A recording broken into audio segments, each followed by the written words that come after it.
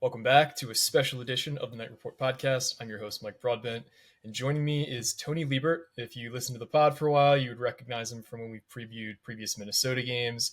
He is a contributor on Gopherhole and the host of the Bleav in Minnesota podcast on the Bleav Podcast Network. So thanks for joining us, Tony. I guess most people can assume what we're talking about. We're talking about Athan Kaliakmanis, the former Minnesota Gophers quarterback who's taking a visit to Rutgers this weekend. Thanks for stopping by to discuss it a little bit with us. Yeah, thanks for having me. So a lot of Rutgers fans, I was telling you before the pod, this has been the most divisive issue of Rutgers season. You know, you think from the outside, Rutgers is 6-6. They're going to a bowl game, but our offense has really struggled in the passing game. Gavin Winsett was had the lowest completion percentage of any FBS quarterback this year, who had over 200 dropbacks on the season. And it doesn't appear like Athan Kaliakmanis has much higher of a completion percentage. So first and foremost, we got to talk completion percentage. What would you attribute mainly Athan Kaliakmanis's lack of accuracy this year, or in his career, I guess, because it's not far off from where he was last year? Yeah, so we also did talk about a little earlier that his drop rate was one of the highest in the country. The Gophers receivers kind of struggled in that area all season in 2023, so that did him no favors. But I think the play calling also did him no favors either. He was asked to make a lot of difficult throws in difficult situations, and when you're a young quarterback, that's a tough ask out of anyone. He was a redshirt sophomore this season, so if he does transfer to Rutgers, he'd be a redshirt junior. But um, he only had a handful of starts under his belt that were kind of unexpected from 2022. So asking your new young quarterback to make all these tough throws was kind of a odd strategy, in my opinion, from the Gophers offense. So that certainly didn't help him, but um, he played like a young quarterback, and that tends to be what happens when it comes to completion percentage. Yeah, so let's talk about how he got his feet on the field for the first time last year. Tanner Morgan obviously I believe he was a fifth year senior coming into last year, basically led the program in most statistics for his career.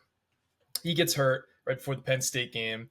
Athan Kaliakmanis gets thrown into a whiteout game at Penn State, struggles, but it seemed like as last season went on, he really made some big strides, culminating in that Wisconsin game. So just talk about how his progression went last year. Yeah, so I actually went to the whiteout game. That was my first game ever at Penn State, and that was a game that they definitely went in with the game plan. They're like, we're not going to throw the ball probably more than 20 times, like most teams in the Big Ten West, RIP. But he kind of opened up the playbook more and more as the year went on. Uh, he was kind of the guy behind Tanner Morgan that all the fans were clamoring for whenever Morgan struggled, a highly touted recruit and all this stuff. So when he got the opportunity, all the fans were excited. And at the end of the year with that Wisconsin game, it really Wisconsin's obviously Minnesota's biggest rival, one of the oldest rivalries in the country. So when you were able to perform that well on the road in Madison, you're going to be very well liked amongst all Gophers fans, and you're going to be hyped up a lot when you're a different quarterback too. As we know, watching college sports, when you see something new, fans tend to like that. So, in that game, it was his best career game probably. He looked absolutely tremendous. Was finding his receivers down the field. Lemeke Brockington, a guy who's on the Gophers, had a really big game that week. But that was kind of where everything went together, and that made the hype for 2023. That Gophers fans were like, he's the guy. It's going to be something new, and we just kind of never saw that level of play again. Yeah, for those of you who haven't seen the statistics from that game, this was just his fourth career start as a redshirt freshman, a night game in Madison, like you said, the biggest rivalry for Minnesota. This is their not their Super Bowl every year, but this is the game all the fans get hyped up for. He went 19 for 29, 319 yards, 2 touchdowns, led them from a 16-13 deficit in the fourth quarter to win 23-16. And then he played well in the bowl game too. I think he got dinged up against Syracuse, if I'm remembering Yep. correctly.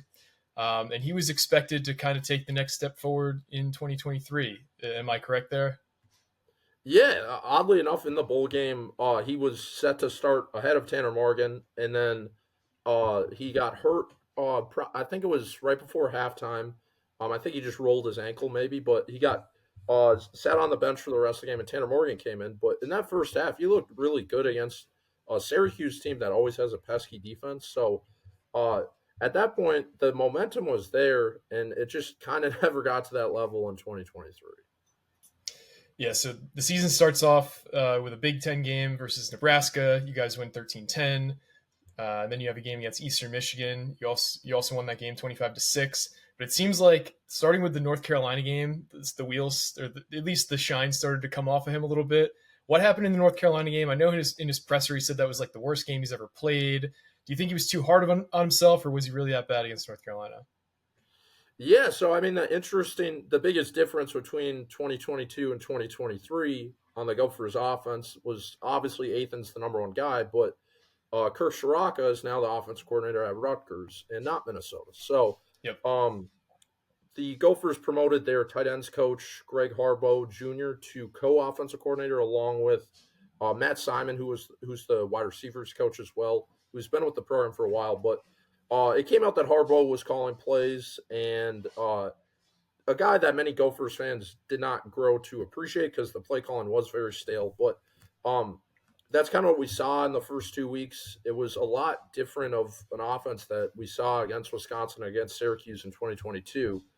And then that North Carolina game, another game that I went to, but uh, it, Gophers fans didn't have many high expectations heading into the year because we had a new quarterback. Um, no longer had a All American level running back with Mo Ibrahim. Replaced a lot of pieces across the whole field. So heading in that game, there weren't much high expectations, but the defense played very well in that game, keeping the Gophers in it really up until the third quarter, and then it just kind of fell apart. And it just Athan really looked like he was completely lost. He didn't look like he was playing with much confidence. His throws were kind of all over the place. Like you said, he said it was the worst game he ever played, and I think I might agree with that because he just did not look comfortable at all out there. He looked overmatched. The 21 other players on the field played very well in that game. So, um, games like that can really hurt a player's confidence, especially when they're young. And I think that's kind of what we saw there. Yeah, you mentioned Mo Ibrahim. I think he's the leader, the all-time rushing leader in Minnesota history. If he's not, he's close to up there. He led the Big Ten in rushing twice in 2020 and 2022. You lose a guy like that, it's going to change your offense. But it seemed like you guys had an answer in Darius Taylor. He had 300-yard games in his first 4 games of the season. Then he gets hurt, I think, against Northwestern, right? He comes Yep. back a little bit against Iowa, and then he misses the rest of the season. So your guys' rushing game was not what you guys were used to. Do you think that really hurt the passing game, not having a reliable rushing game behind him? I think it definitely hurt the offense as a whole. When you go from having uh, probably one of the most like bell cow type backs in the country last year, probably it was Ibrahim and Chase Brown, probably because like Bijan wasn't getting many carries. Like in the Big Ten, those two guys are getting like 35, 40 a game. So that completely changes your offense. And the Gophers had a lot of injuries at the running back position. Uh, Darius Taylor now is supposed to be the guy who kind of saves the program. Thankfully, he did decide to return instead of entering the transfer portal after his true freshman year, but that's besides the point. The Gophers had him kind of break through to that number one spot. And then they did have another talented freshman who's now in the portal, Zach Evans, but he was dealing with injuries all year. Sean Tyler, they brought in from Western Michigan. He kind of didn't pan out as much as Gophers fans would have hoped. He had fumbling issues all year and kind of couldn't find his footing. Bryce Williams had an injury as well. He was a veteran running back. So in the Michigan State game, there was a point where their starting running back was Jordan Newman, Tyler Newman's younger brother, oddly enough, but was a walk-on safety that converted to running back. So for a young quarterback like Athan, and you're supposed to be a run first team, and you have a walk on safety playing running back, it's a tough ask for anyone. So ultimately, the circumstances did not help him a whole lot this year, but there certainly was room for him to improve. Yeah, and as the course of the season went on, you guys started 5-3. You finished the season 5-7. You went on a 4-game skid. Rutgers fans said the same thing happened to them. Only we started 6-2, went on a 4-game skid. Was that when the coaching staff and the fans really turned on Athan? Is that 4-game skid at the end of the year? Yeah, so it was a really interesting year, and Athan it was in a really interesting spot because he was like the season starts out slow. They blow a 14-point late fourth quarter lead to Northwestern. And at that point, people didn't think Northwestern was going to play in a bowl game. So that loss looked absolutely atrocious at that point. So in that moment, the hopes of everyone, the coaching staff, the quarterback, it was all very low. And then the Gophers go out, win their homecoming game against Louisiana, and then they lose to Michigan, get absolutely blown out. So there's the bye week and then the Iowa game, and the Gophers' number two rival is Iowa, team they hadn't beat in Iowa City in over 2 decades. My whole life, they haven't beat them at all since I think it was 12 or 13 years. So Athan goes into Iowa City, knocks off Iowa, only less than a year after knocking off Wisconsin and Madison. So he wasn't turning the world on fire there, but having both those wins raises your status amongst Gophers fans. So at that point, Gophers fans were like, we're still in the race for the Big Ten West because it's always a mess. They beat Iowa, who's supposed to be the best team. And then the Michigan State game, they beat Michigan State. And then after that, the Illinois game, they let up a Hail Mary touchdown at the end of the game. And just that was a turning point of the whole season. Um, I think it just deflated everyone clearly because then the Purdue game, they get absolutely blown out by a Purdue team that had 2 wins at the time.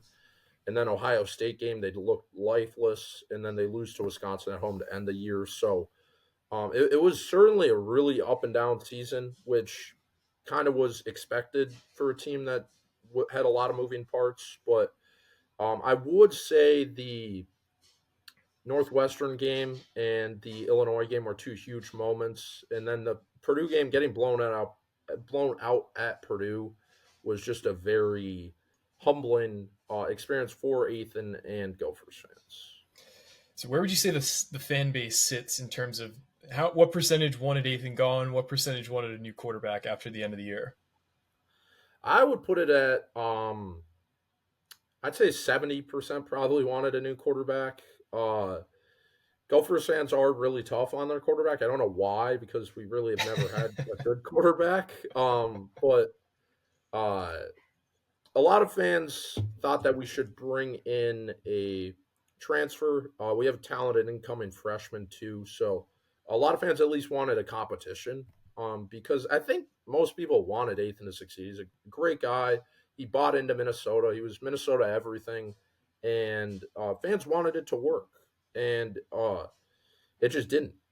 So the idea of him transferring was kind of a surprise to people because PJ Fleck has been very loyal to his quarterbacks. He held on to Tanner for a very long time. People thought it might have been a little too long, and people thought he might do the same with Athan, but they clearly didn't see eye to eye at some point of the season. If that was after the Wisconsin game or before the Wisconsin game, that's all up to speculation. But um, I think a lot of fans wanted a change because this year was very a missed opportunity. There's been 3 straight years that the Gophers have had a chance to compete in the Big Ten West realistically, and they've just completely missed their shot.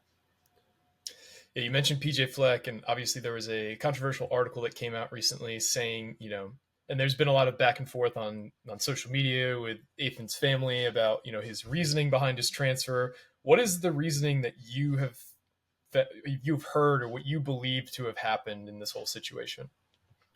Yeah, so initially it came out that the Gophers deciding to go after quarterbacks in the transfer portal might have ruffled some feathers amongst their family, but it his father shot that down on Twitter and said that's not the case, and that came out really shortly after he entered the portal, maybe like a day or two, maybe even the day of. I can't remember exactly, but so that reason I don't think is the case. And then about a week after he officially entered the portal, it came out that might have been a riff during that Purdue game that Athan did not play very well. Really, nobody played well in that game, but that PJ Fleck had a one-on-one with him, and that was it ultimately a disagreement that included uh, not seeing eye to eye, like I said, and I think that's kind of where the uh, issues started brewing between both of them. That it might not work long term, because after that game, they just kind of looked lifeless as a team, and it didn't really look like a traditional PJ Fleck team. So when you don't have your QB1 bought in, it's always tough. But I think that ultimately sparked something. I don't know what happened in that conversation, but um, that kind of was the beginning of the end after the Purdue game. Gotcha. And so we've kind of talked about how his career has gone for Minnesota. Tell Rutgers fans who've never really, some haven't ever seen him play. Tell us about his game, what he does well, where he struggles, where he needs to improve. Yeah, so oddly enough, I was all in on the Athan train preseason. Coming off that Wisconsin game, like we mentioned, and it was something new, something different. The Gophers haven't had a mobile, athletic quarterback in a while, and I think I Athan. don't mean to stop you, but you say mobile and athletic, and that's not what the typical the way people typically talk about Ethan. So is he a better athlete than he's given credit for? Yeah, I think that's honestly the issue uh, with the way they used him this year, because I think he's a true dual threat. He's not very big, not big like a guy like Gavin Wimsatt. It doesn't look like he's in the weight room a ton, um, but he's an incredible athlete. He's a really really good athlete. He was the Gatorade State Player of the Year his senior year in Illinois, and watching him at practice throw the football, he's one of those guys that when you're wearing shorts, it looks effortless. He can make any throw in the book, but when it came to playing on the field in the Big Ten Conference, that wasn't always the case last year. So when I went to a lot of practices preseason in the spring and in the fall, I was bought in. I'm like, oh, this guy's the greatest thing since sliced bread, and it was different because people thought they might use him scrambling more and have some design runs, which is something I truly think he can do because he is a really good athlete, and it's arm talent, athleticism, and height. He had if you designed a quarterback in a lab, he'd be right up there on like the 90th percentile of traits, but performance is something that he struggled with last year. So he has all the tools. He's shown he can uh, do it at times against tough competition on the road, but there's been other times where he's looked very pedestrian. Um, so how would you say Minnesota's talent around him was from 22 to 23? Do you think there was a drop off in receivers? In we already talked about the rushing game, that's clear, but protection, offensive line play. Do you think there was a general drop off there, or would you say it was about the same from 22 to 23? I would say the offensive line was definitely worse. John Michael Schmitz, guy who was a second round pick now on the Giants, graduated last offseason. So we mentioned Mo Ibrahim, who tremendous college football player, hasn't really made it in the NFL yet. But um, outside of that, I would say the weapons were the same, if not better. Brevin Spanford is a guy who's going to play in the NFL at the tight end position. And the Gophers had a few wide receivers transfer away, but they replaced them arguably with more talent. Daniel Jackson is a very talented receiver that I think will play in the NFL. Corey Crooms they brought in from Western Michigan, who Looked very good at times, but led the team in drops. Span Ford had an interesting season that he was kind of hyped up that he could be the number 2 tight end in the country, but he had struggled with drops a lot, and then kind of probably hurt his draft stock a little bit. But outside of that, they brought in Elijah Spencer, who was former Conference USA Freshman of the Year at Charlotte, who really never got going. Chris Bell, who was in his 7th year of college, remarkably, but he's a guy who's been there for a while and he's done it. So he's a talented guy. So the receivers were good. It's just I felt like there was too much pressure on Ethan. They weren't really schemed to get open well. He was making really tough throws. The defense is the worst it's been since 2020. So he was on the field a lot, and he was asked to score with teams, which is something that Minnesota has never really been good at. They play that Iowa Wisconsin style of football under PJ Fleck, where they like to rely on the run, like to rely on time of possession, and like to force the other team into making mistakes. And I feel like this year there was too much pressure on Athan to have success. How would you say Kirk Soraka used him last year, and how did that differ from this year? I It really comes down to the way the offense was structured and getting receivers open. I'll admit I'm not the greatest X's and O's guy, but it just seemed like everything was in rhythm more in years past, especially under Kirk Soraka, and it seemed like he was put in comfortable positions that they were like, okay, he's a young quarterback, he needs to make easy throws, but take a deep shot every once in a while. This year, it kind of seemed like the deep shots were just sporadic all over the place and kind of had no flow in the offense. And our offensive coordinator, it was his first year calling plays, so I think that kind of hurt Athan a little bit. And a guy who recruited him with Shiraka gone, and this new tight ends coach who was promoted that Athan wasn't familiar with as a high school recruit.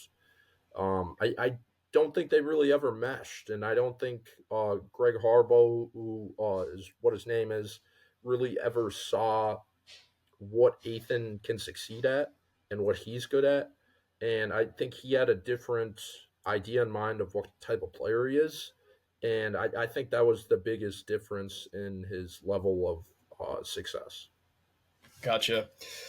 If Rutgers does happen to land Athan, how excited should they be on a scale of 1 to 10, thinking of everything in terms of him reuniting with Kirk Soraka, playing, Rutgers has had an announcement this week of like 9 returning starters, including the Big Ten's leading rusher and Kyle Monungai. So given all those things, how excited would you be if you were a Rutgers fan, knowing what you know about Athan if he landed on the team? Yeah, I watched a few Rutgers games this year, and you mentioned how Wimsatt's a very inaccurate quarterback, but he has the dual threat ability, and he's definitely more of a rusher than a passer, I'd say. So, Athan is a different skill set. I did mention that I believe he can run. He doesn't have the statistics that shows that, but Athan's certainly more a passer than a runner, and I think it would be an interesting position for Rutgers because it's 2 young quarterbacks still that don't have a whole lot of starts, but have enough starts under their belt that still have high potential. I think both guys would uh, bring different skill sets to the table, and it would. They're both starting caliber quarterbacks, I believe. Um, it's just they're both. They have. It's kind of the things one guy does better, the other doesn't. So their skill sets together. In college football, we see the 2 QB system never work. People always try it, but maybe they could try it. I don't know if that's something Rutgers fans would want, but um, their skill sets would be interesting in the quarterback room, and I think it could bring good competition out of both of them, and it would be an interesting thing to see because Rutgers was pretty pesky team last year, and I think Athan could kind of help them fill the voids that they were missing on offense.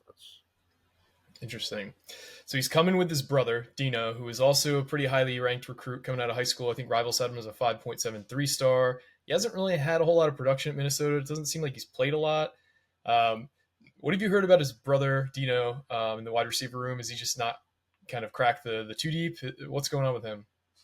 Yeah, so Minnesota has done pretty well recruiting the wide receiver position in high school and the transfer portal. So, um, the fact that he hasn't broke through into getting significant playing time, I think, is more to that they've just had very talented receivers that were more highly touted, and guys like Chris Ottenbell coming back for their seventh year doesn't certainly help young guys trying to break through there. But like you said, he was a very talented high school recruit, and if he's able to play with his brother, obviously they have good chemistry.